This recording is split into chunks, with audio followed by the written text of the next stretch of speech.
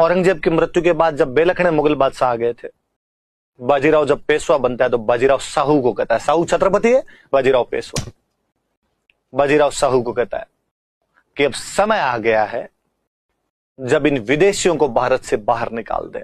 Exactly term सुनना आप, इन विदेशियों को भारत से बाहर निकाल दे। मतलब तब तक भी भारत की जनता मुगलों को विदेशी समझती थी। बाजीराव का स्टेटमेंट है कि अब समय आ गया है जब इन विदेशियों को भारत से बाहर निकाला जाए। अब यह एक खोखला पेड़ है कि मुगल साम्राज्य क्या हो गया है? खोखला। अब यह एक खोखला पेड़ है जिसकी जड़ें गल चुकी है। क्यों ना हम इसके तने पर प्रहार करें, शाखाएं तो खुद ब खुद गिर जाएगी तथा हम मराठों का झंडा अटक से कटक तक फहरा देंगे। सुनना मेरा डायलॉग कि अब समय आ गया है कि इन विदेशियों को भारत से बाहर निकाल दें। अब यह एक खोखला पेड़ है जिसकी जड़ें गल चुकी है। क्यों ना हम इसके तने पर प्रहार करें, बीचों बीच मारते हैं, शाखाएं खुद ब खुद गिर जाएगी तथा हम मराठों का झंडा अटक से कटक तक फहरा देंगे।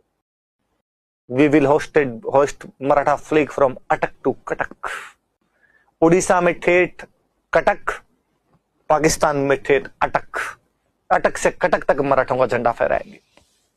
तो कोई पूछेगी अटक से कटक तक की नीति किसने दी थी? तो बाजीराव प्रथम यह नीति देता है। शाहू मुस्कुराकर वापस कहते हैं, निसंदेह आप योग्य पिता के योग्य पुत्र हैं। Undoubtedly you are a noble son of a worthy father. निसंदेह आप योग्य पिता के योग्य पुत्र हैं। मुझे पूरा विश्वास है कि आप मराठों का झंडा हिमालय के पार गाड़ दोगे। अटक तो यह पड़ा साहब पाकिस्तान में। सिंधु नदी सबसे पहले जहां मैदानों में प्रवेश करती है उस जगह का नाम अटक है। सिंधु नदी सबसे पहले अटक के अंदर ही प्रवेश करती है। अटक वहां पर एक नदी और है जो सिंधु में आके मिलती है। जगह का नाम है, एक नदी का नाम है अटक। तो वहां तक हम मराठों का झंडा ले जाएंगे। उधर कृष्णा नदी, अटक ठीक है, वो बाउंड्री वही लगती है। अटक से कटक भी कहते हैं इस डायलॉग को और इस रूप में पूछा जाता है, पर एग्जैक्टली लाइन है कि हम कृष्णा नदी से अटक के बीच मराठों का झंडा काट दें। और उधर वाली जगह का नाम ये अटक लेता है।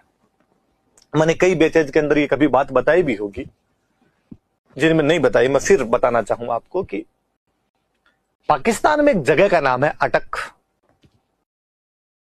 संभवतः